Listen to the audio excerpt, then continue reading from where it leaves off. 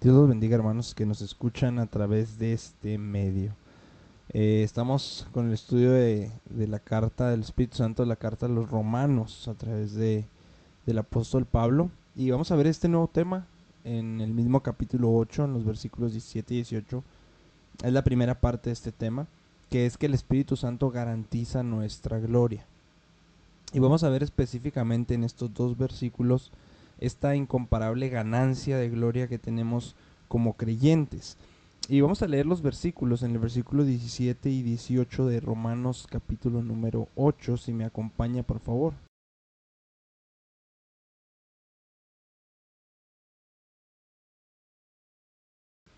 Romanos capítulo número 8, versículos 17 y 18, y dice: y si hijos, también herederos, herederos de Dios y coherederos con Cristo, si es que padecemos juntamente con Él, para que juntamente con Él seamos glorificados. Pues tengo por cierto, que las aflicciones del tiempo presente no son comparables con la gloria venidera que en nosotros ha de manifestarse.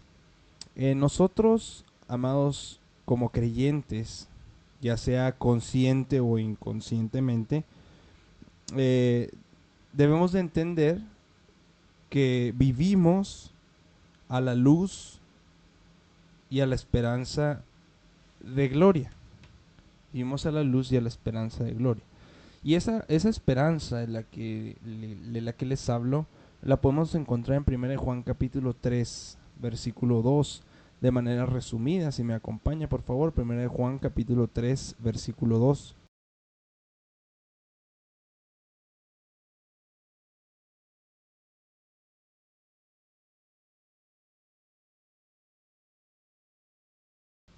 Primera de Juan capítulo 3 versículo 2 dice: amados, ahora somos hijos de Dios, y aún no se ha manifestado lo que hemos de ser. Aquí está nuestra esperanza. Pero sabemos que cuando Él se manifieste seremos semejantes a Él, porque le veremos tal como Él es. Entonces, a causa de nuestra confianza absoluta y consumada en nuestro Señor Jesucristo, como Salvador, como Señor precisamente, Dios en su gracia nos ha adoptado, lo veíamos las semanas anteriores en las clases pasadas, nos ha adoptado como sus propios hijos. Y tenemos la promesa de que un día seremos semejantes a Él, semejantes al Hijo de Dios perfecto, sin pecado, al que cargó con nuestro pecado a fin de que nosotros pudiésemos participar no solamente de la justicia de Él, sino también de su gloria. Vamos a participar, amados, de su gloria, y esa es la esperanza que tenemos y esa es la luz en la que vivimos. De otra forma sería en vano esta vida cristiana, sería en vano esta vida que es complicada, el caminar cristiano, el caminar del creyente. Entonces veíamos las semanas anteriores que nos ha libertado el Espíritu Santo del pecado y de la muerte. Veíamos también que nos ha capacitado para cumplir la ley de Dios. Ha cambiado nuestra naturaleza, que esto es muy importante, y nos ha investido de poder para obtener la victoria. Y además el Espíritu Santo nos confirma, veíamos las semanas anteriores, como hijos de Dios. Nos da la seguridad, nos garantiza que somos hijos de Dios, y por ende en esa misma garantía encontramos una garantía de gloria definitiva, una garantía de gloria última. Y en los versículos del 17 al 30 podemos encontrar esta gloria definitiva. Pero específicamente en los versículos 17 y 18, que son los que leímos al principio, podemos ver el enfoque en cuanto a la ganancia incomparable que tenemos por medio de la gloria de Dios que nos ha sido garantizada por Él mismo, por Dios mismo, hacia nuestras vidas. ¿Sí?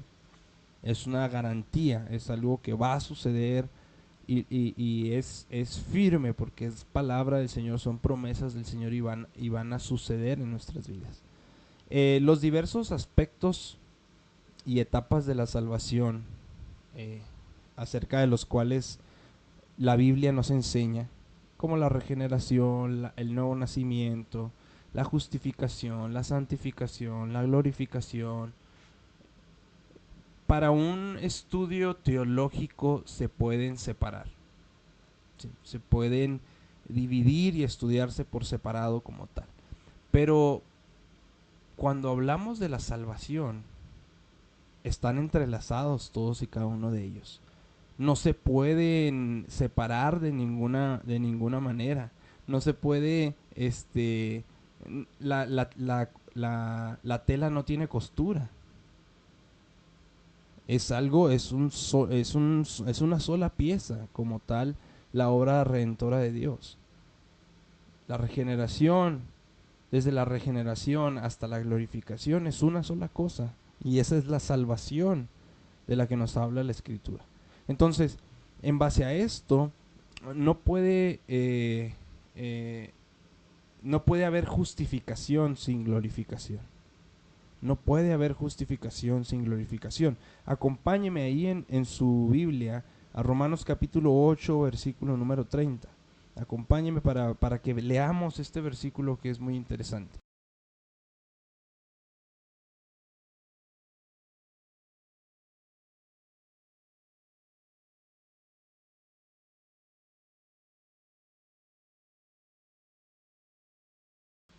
Romanos capítulo 8, versículo 30 dice, a los que predestinó Dios, a los que Dios predestinó, a estos también llamó, y a los que llamó a estos también justificó, y a los que justificó a estos también glorificó.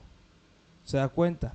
La justificación es el comienzo de la salvación, y la glorificación es la culminación de la salvación, nos enseña este pasaje.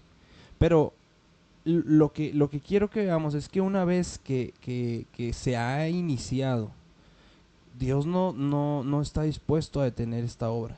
Y no hay ningún poder en todo el universo que tenga la capacidad de hacerlo.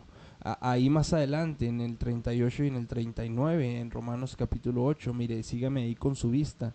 Romanos 8, 38 y 39 nos dice que no hay nada en el universo que tenga la capacidad de detener la obra salvadora de Dios. Dice, ni la muerte, ni la vida, ni ángeles, ni principados, ni potestades, ni lo presente, ni lo porvenir, ni lo alto, ni lo profundo, ni ninguna cosa creada podrá separar del amor de Dios que es en Cristo Jesús, Señor nuestro. No hay nada, amados, que pueda detener la obra de salvación hasta que sea culminada en nuestras vidas. Durante el ministerio en la tierra, Jesús hizo una declaración en cuanto a esto muy interesante en Juan capítulo 6. Vamos a leer un versículo 37 y luego vamos a leer el 39 y el 40. Juan capítulo 6, versículo 37, si me acompaña por favor.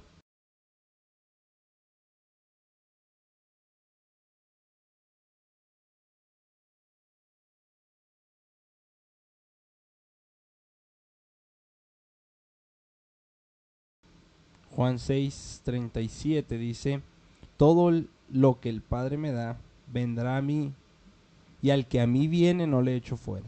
Y luego el 39 y el 40, y esta es la voluntad del Padre, el que me envió, que todo lo que me diere no pierda yo nada, sino que lo resucite en el día postrero. Y esta es la voluntad del que me ha enviado, que todo aquel que ve al Hijo y cree en él tenga vida eterna, y yo le resucitaré en el día postrero. Palabras de nuestro Señor Jesucristo asegurando de que la salvación es una obra completa como tal. Entonces, nosotros los seres humanos fuimos creados a imagen y semejanza de Dios, con una naturaleza gloriosa por ende, porque fuimos hechos a imagen y semejanza de Dios. Antes de la caída estábamos sin pecado e irradiábamos la gloria de nuestro Creador. Pero cuando Adán cayó y desobedeció el único mandato que Dios le había dado al hombre, no solamente perdió la inocencia, no solamente perdió la condición libre de pecado, también perdió la gloria y la dignidad que acompañaban esta inocencia y esta libertad de pecado. Es por esa razón que dice Romanos 3:23 que todos los hombres están destituidos de la gloria de Dios. No hay ninguno. No hay ni uno. Los hombres caídos, parece que tenemos un conocimiento básico de que hemos sido privados de alguna gloria. Y con frecuencia se hacen esfuerzos grandes, esfuerzos incansables para obtener gloria, pero de una manera incorrecta, porque esa gloria la llevamos hacia nosotros mismos. Y esta obsesión es cada vez más, está cada vez más presente en la humanidad, en la autoestima, ¿no? Que ahora se nos habla mucho de eso, la adquisición de autoestima. Esto es un reflejo trágico de los esfuerzos pecaminosos, los esfuerzos inútiles del ser humano para alcanzar la gloria fuera de la santidad, porque no hay gloria, amados, fuera de Dios, fuera de lo que Dios ha establecido, no hay gloria para el ser humano. Fuera de que cumplamos el propósito por el cual fuimos creados, no hay gloria para el ser humano. Y el propósito último de la salvación es perdonarnos, limpiarnos de nuestros pecados y restaurarnos a la gloria de Dios. Y ahí es que Dios va a recibir mayor gloria mediante la obra de gracia soberana que hace en nuestras vidas. Porque como de esto o de eso que éramos, Dios ha hecho esto que somos y va a hacer algo todavía más grande, mayor en santidad, en pureza, en gloria, cuando seamos hechos a imagen y semejanza de Cristo. La gloria que como creyentes estamos destinados a recibir por medio de nuestro Señor Jesucristo va a sobrepasar en muchos sentidos la gloria que el hombre tuvo inclusive antes de la caída. Porque la perfección, amados, la perfección excede a la inocencia. Sí, en el Edén eran inocentes, en el Edén no tenían pecado, pero cuando lleguemos delante de la presencia de Dios y seamos glorificados juntamente con Cristo, vamos a llegar a la perfección. Entonces la glorificación marca el término, el perfeccionamiento definitivo de la salvación. Un teólogo británico que se llamaba Martin Lloyd Jones dijo en una exposición que la salvación no puede detenerse en otro punto que no sea la perfección total. O de lo contrario, dijo, no es salvación en absoluto. A los Filipenses capítulo 1, versículo 6, nos lo sabemos de memoria. Pablo les dice a los filipenses, estando persuadido de esto, que el que comenzó en vosotros la buena obra, la va a perfeccionar, la perfeccionará hasta el día de Jesucristo. La salvación no puede detenerse en un punto.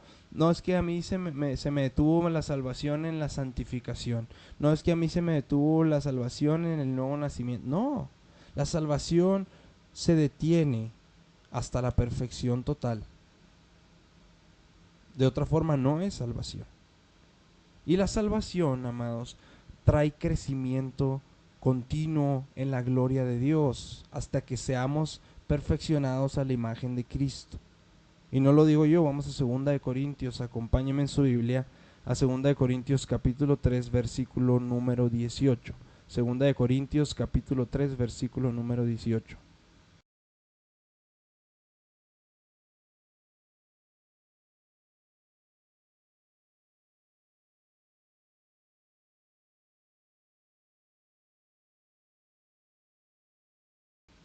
Estamos ahí en 2 de Corintios 3, 18 dice, por tanto nosotros todos, mirando a cara descubierta como en un espejo la gloria del Señor, somos transformados ¿de qué?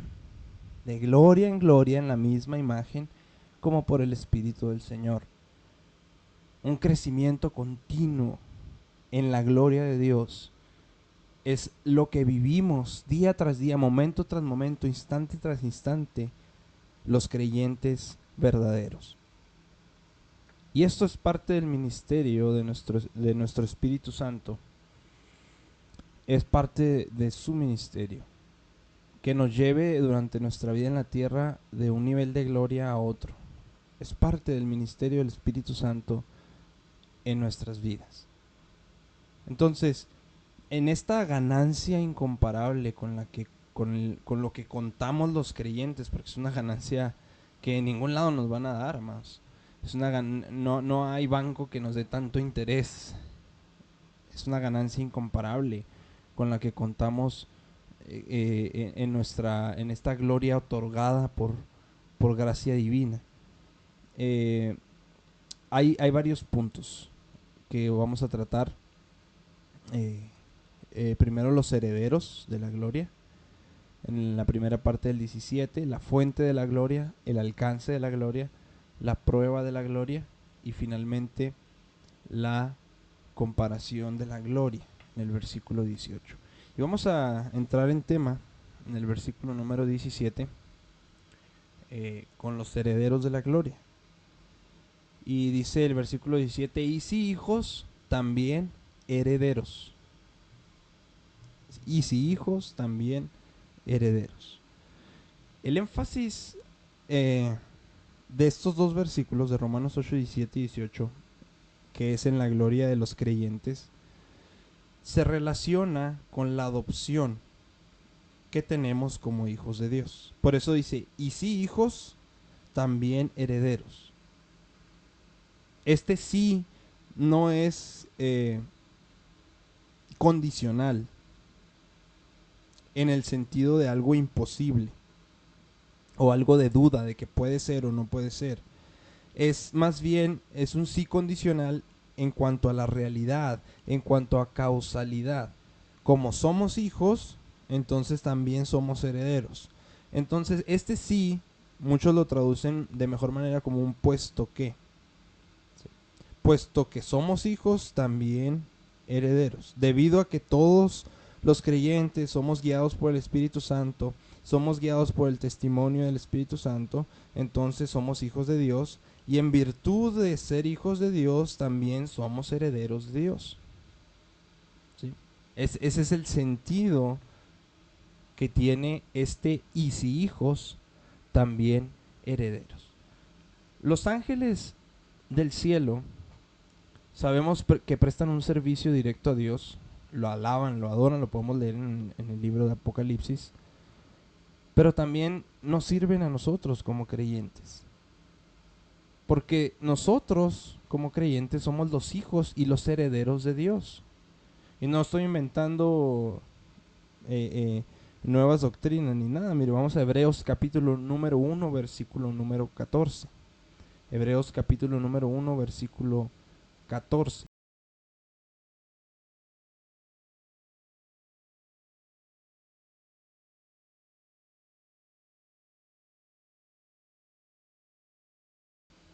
Dice la palabra de Dios, no son todos espíritus, los ángeles, si usted lee el contexto está hablando de los ángeles, no son todos los ángeles espíritus ministradores enviados para servicio a favor de los que serán herederos de la salvación. ¿Y quiénes van a ser herederos de la salvación? Usted y yo, los creyentes. Entonces, a causa de nuestra fe en el Hijo de Dios, dice en Colosenses 1:12, nos hizo aptos para participar de la herencia de los santos en luz. Nos capacitó, nos hizo aptos para poder participar de esa herencia que todos los santos vamos a participar en luz. Todos vamos a participar de esa herencia. La figura de adopción que Pablo utiliza en los versículos anteriores pareciera ser o pareciera corresponder más a la ley y a la costumbre de los romanos que a la ley de los judíos y a la costumbre de los judíos. Número uno, porque Pablo estaba escribiéndoles a los creyentes en Roma, entonces tiene más sentido. Aunque muchos eran judíos, sí, había mucha iglesia de judíos en Roma. Pero si las familias de esos judíos ya llevaban generaciones ahí, pues muy probablemente estaban más familiarizados con las costumbres romanas que con las judías. Es algo completamente natural, lo podemos ver nosotros que estamos aquí en casi frontera, donde generaciones, ni siquiera 10 o 5 o 6 o 3, a veces nada más de una generación a otra, si se van de aquí jóvenes y allá tienen a sus hijos, de pronto hasta el idioma se pierde por las costumbres y y la escuela y por todas estas cosas que rodean el entorno de la siguiente generación. Entonces, muy probablemente se esté hablando acerca de una adopción en los términos de la ley romana, de la usanza romana como tal. En la tradición judía, tenemos en la escritura, nos enseña que normalmente el hijo mayor recibía una doble porción de la herencia de su padre. Pero en la sociedad romana, aunque el padre tenía prerrogativa de dar a uno de los hijos más que a los demás, lo común, lo corriente, lo normal, era que todos los hijos recibieran partes iguales. Partes iguales. Todo se dividía en partes iguales. Y además, bajo la ley romana, las posesiones heredadas tenían mayor protección que las adquiridas o que las trabajadas, por así decirlo. Muy probablemente esto era así como un reflejo de estas costumbres y leyes romanas, por lo que Pablo escribe y utiliza estas alegorías y estas figuras para hablar acerca de estos temas de que como hijos de Dios hemos sido adoptados por Él y además somos herederos de esta herencia gloriosa que Dios nos ha dejado. Mire, vamos a Gálatas capítulo número 3, versículo 29. Gálatas capítulo número 3, versículo 29, si me acompaña por favor.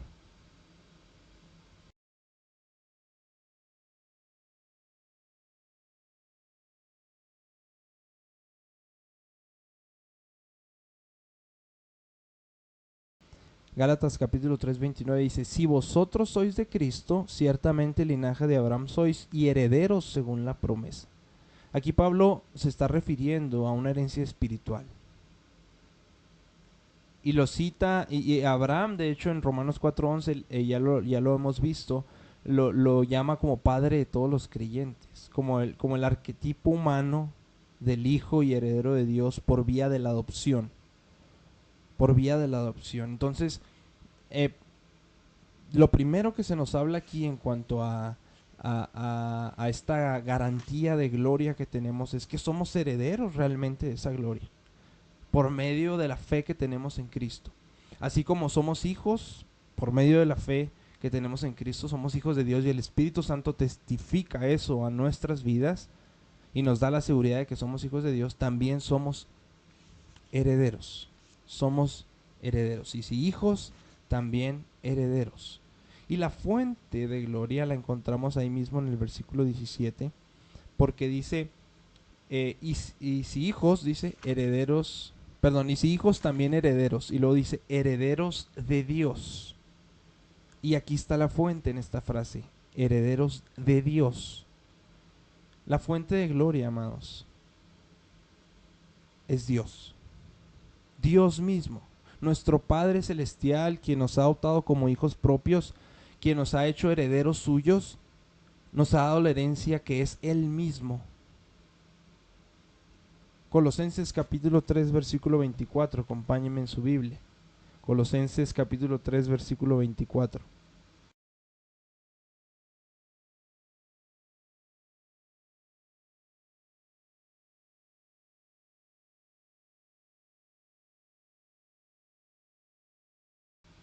Colosenses 3, 24 dice que del Señor recibiréis la recompensa de la herencia. De Él la vamos a recibir, porque esa herencia le pertenece a Dios y Dios es el único que la puede dar.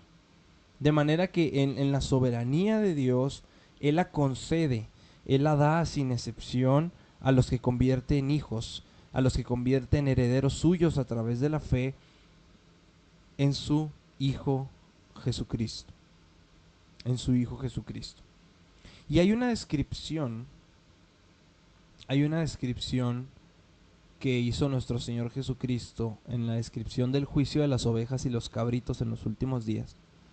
Y podemos ver esta verdad asombrosa de que nuestra herencia con Él fue ordenada por Dios desde antes de la fundación del mundo, desde la eternidad. nosotros ya éramos herederos de esta herencia asombrosa. En Mateo capítulo 25, versículo 34. Vamos a Mateo capítulo 25, versículo 34, por favor.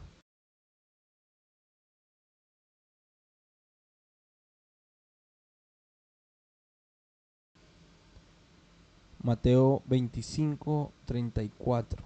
Dice: entonces el rey dirá a los de su derecha: venid, benditos de mi Padre, heredad el reino preparado para vosotros desde la fundación del mundo.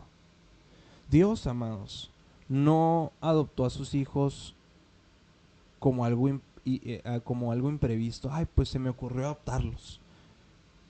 Dios adoptó a cada uno de sus hijos de acuerdo a un plan predeterminado de redención, el cual tuvo comienzo antes de que el mundo fuese fundado.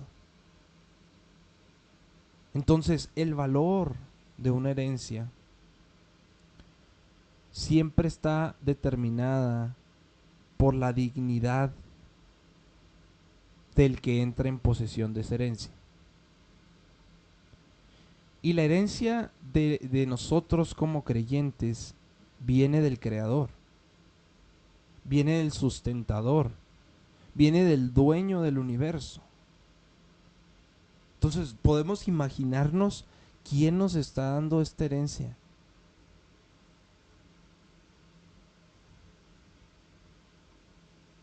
Dios, amados, no solamente es la fuente de nuestra herencia. Como mencioné ahorita, Dios mismo es nuestra herencia. De todas las cosas buenas en el universo, lo más precioso de todo lo creado es el Creador. Y esa es nuestra herencia. El Creador es nuestra herencia. El salmista dijo: ¿a quién tengo yo en los cielos sino a ti? Y fuera de ti, nada deseo en la tierra. Jeremías en Lamentaciones 3:24 dijo: mi porción es Jehová, dijo mi alma, por tanto en él esperaré. Y Juan, cuando tiene esta visión en la isla de Pasmos, dijo: oí una gran voz del cielo que decía: he aquí el tabernáculo de Dios con los hombres, y él morará con ellos, y ellos serán su pueblo, y Dios mismo estará con ellos como su Dios. ¡Qué glorioso! La herencia del Creador es el Creador. La bendición más grande que tenemos como hijos de Dios, amados, es que no es que estemos en el cielo, en las calles de oro, en el mar de cristal, sino que vamos a estar eternamente en la presencia de nuestro Dios. Esa es la herencia. Esa es la fuente de nuestra gloria. Dios es la fuente de nuestra gloria. Qué maravilloso. Qué maravilloso. Y el alcance de nuestra gloria, dice el versículo 17: y si hijos, también herederos, herederos de Dios y coherederos con Cristo. Este es el alcance de nuestra gloria. Somos coherederos con Cristo. Muchos de nosotros somos herederos de quienes tienen muy pocas cosas en posesiones, tal vez muchos de nosotros somos herederos de quienes no tienen nada. Y nuestra herencia humana termina siendo poco o nada. Pero nuestra herencia divina es de la misma naturaleza de Dios.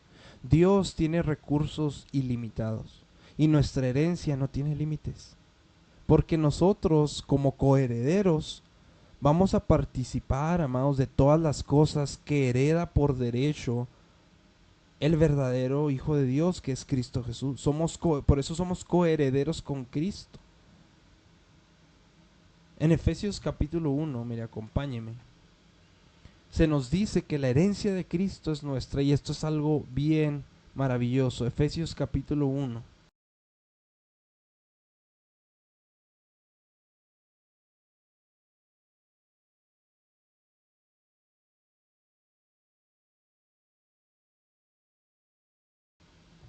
Efesios capítulo 1, versículo 3. Dice: bendito sea el Dios y Padre de nuestro Señor Jesucristo, que nos bendijo con toda bendición espiritual en los lugares celestiales en Cristo. Y sáltese al 11, dice, en Él asimismo tuvimos herencia, en Cristo tuvimos herencia, habiendo sido predestinados conforme al propósito del que hace todas las cosas según el designio de su voluntad. ¿Y cuál es esa herencia? Porque dice, en Él asimismo tuvimos herencia. Dice en Hebreos capítulo 1, versículo 2, que el Padre ha constituido a Cristo como heredero de todo. Y si nosotros somos coherederos con Cristo, amados, la matemática aquí es muy sencilla. Estamos destinados a recibir todo lo que Cristo reciba. Qué maravilloso, que estamos destinados a recibir absolutamente todo lo que Cristo reciba. En la aritmética de nuestra tierra, en las formas de nuestra tierra, cada heredero es una herencia que se va a repartir en 2, en 3, en 5, en 10, en lo que sea. Cada heredero recibe una porción igual de una herencia. Cada uno recibe cierta fracción de toda la cantidad disponible. Tal vez por partes iguales, tal vez como el padre de familia quiso dividirlo. Pero el cielo, gloria a Dios, no está regido por esa clase de límites. Y todo hijo adoptivo de Dios va a recibir toda la herencia con Jesucristo. No le va a tocar una parte de la herencia, le va a tocar la herencia completa de Cristo. Todas las cosas que Cristo recibe por derecho divino, nosotros la vamos a recibir también por gracia divina. En la parábola de los trabajadores, en Mateo capítulo 20, se ilustra esta dimensión de gracia, de esta gracia incomprensible, esta gracia incomparable. Y nos enseña que todos los que sirven a Cristo van a recibir la misma recompensa eterna, independientemente de las diferentes áreas en las que sirvieron cada uno. Van a recibir lo mismo porque les va a decir, bien, buen siervo y fiel. En lo poco has sido fiel, en lo mucho te pondré. Entra en el gozo de tu Señor. Esa es la herencia que vamos a recibir. Vamos a entrar, amados, en algún momento. Vamos a entrar en algún momento en el gozo de nuestro Señor. En Hebreos capítulo 12, versículo 2, nos dice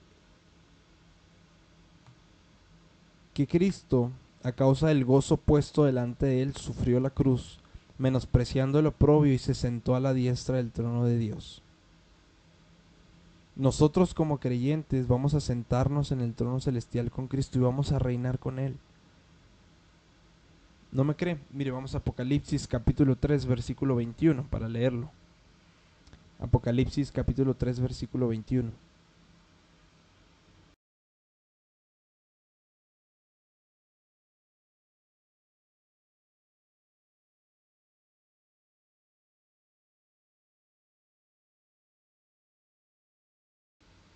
Dice esta promesa, al que venciere le daré que se siente conmigo en mi trono, así como yo he vencido y me he sentado con mi Padre en su trono. Nuestro Señor Jesucristo comparte su herencia. Vamos a reinar con Él desde ahí. Y vamos a aportar en nosotros la imagen de nuestro Señor Jesucristo. Primera de Corintios capítulo 15, versículo 49. Primera de Corintios capítulo 15, versículo número 49. Dice la palabra de Dios, y así como hemos traído la imagen del terrenal, traeremos también la imagen del celestial. Primera de Juan 3:2 también nos habla de esto. Dice, amados, ahora somos hijos de Dios y aún no se ha manifestado lo que hemos de ser, pero sabemos que cuando Él se manifieste seremos semejantes a Él, porque le veremos tal como Él es. Entonces, en la infinita gracia de nuestro Señor Jesucristo, que por amor a nosotros se hizo pobre siendo rico, dice la Escritura, para que nosotros con su pobreza fuésemos enriquecidos. Él nos ha compartido de su herencia. En la oración que Jesús hizo como sumo sacerdote en Juan capítulo número 17, Jesús le habla al Padre de la increíble y estremecedora verdad, según la cual todos los que crean en Él vamos a ser uno con Él y vamos a participar de toda su gloria. Juan 17:22 le dice: la gloria que me diste yo les he dado, para que sean uno así como nosotros somos uno. Amados, no vamos a interponernos a las prerrogativas de Cristo, porque en la gracia de su voluntad, Él comparte su gloria con nosotros. Y no nada más comparte su gloria con nosotros, pide a su Padre que confirme ese acto de gracia hacia nuestras vidas. Ahora, esto no significa que nos vayamos a volver dioses, como enseñan algunas sectas, sino que vamos a recibir, como somos coherederos con Cristo, vamos a recibir todas las bendiciones que Cristo ha recibido. Y vamos a tener el esplendor supremo que Dios tiene porque Cristo lo ha recibido. Dice en Tito 3:7 que fuimos justificados por su gracia para que viniésemos a ser herederos conforme a la esperanza de la vida eterna. Bendito su nombre para siempre, porque Jesucristo, dice en Hebreos 9:15, es mediador de un nuevo pacto para que, interviniendo muerte para la remisión de las transgresiones que había bajo el primer pacto, los llamados reciban la promesa de la herencia eterna. Gracias a Dios por la cruz de nuestro Señor Jesucristo, porque de ahí emana, amados, todo. Toda nuestra herencia sale de ahí. Por eso un cristiano que no espera, que no anhela, que no desespera por la segunda venida de nuestro Señor Jesucristo, que no vive en conformidad a la voluntad de Cristo, que al contrario parece que cada vez se ata más a esta tierra, que no tiene una perspectiva eterna, que no se ocupa en las cosas de Dios, que tienen la mira puesta en las cosas de la tierra, que no son útiles para el servicio de Dios aquí en la tierra.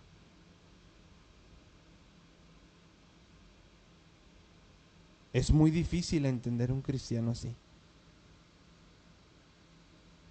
Por otro lado, los creyentes con una perspectiva eterna, que se ocupan en las cosas de Dios, que tienen la mira puesta en el cielo, que son útiles en el servicio aquí en la tierra, que están libres de los deseos y las motivaciones terrenales.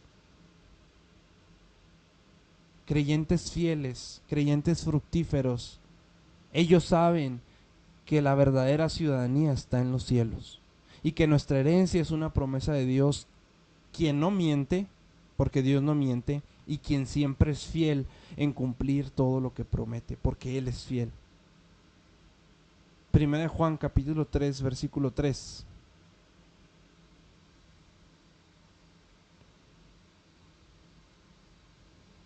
Vamos a terminar y quiero que se lleve esta enseñanza en su corazón. Primera de Juan capítulo 3 versículo 3. Dice: y todo el que tiene esta esperanza en Él se purifica a sí mismo, así como Él es puro.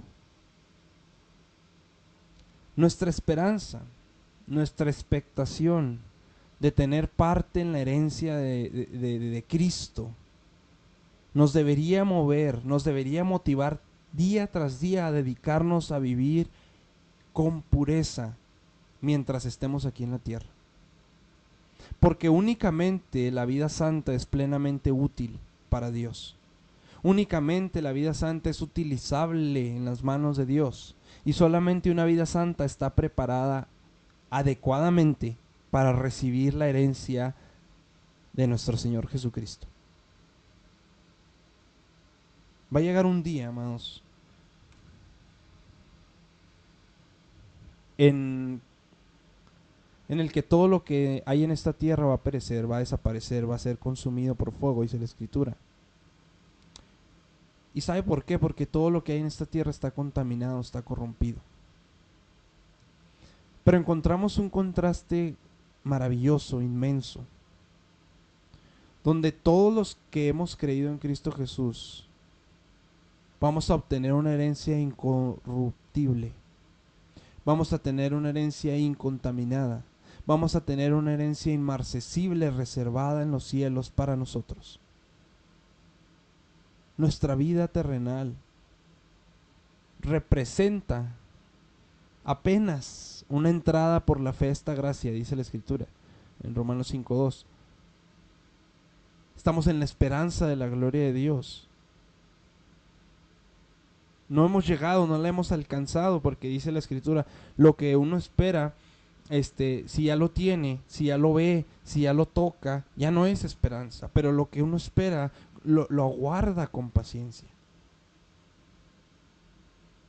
Confiemos en esta herencia que Dios nos ha dejado para vivir en santidad y para poder decir juntamente con Pablo, como dicen en Filipenses 4:12, sé vivir humildemente y sé tener abundancia. En todo y por todo estoy enseñado, así para estar saciado como para tener hambre, así para tener abundancia como para padecer necesidad. Todo lo puedo en Cristo que me fortalece.